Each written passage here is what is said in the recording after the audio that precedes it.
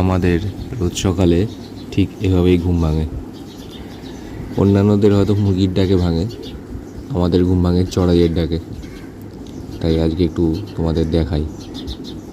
এটা হলো বাবা, আর ওই যে বসে আছে ওটা হলো মা।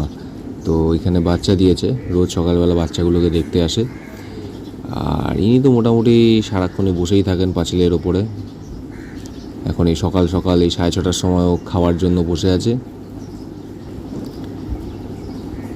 আর এদিকে কি সুন্দর একটা জবা ফুল ফুটেছে আজকে।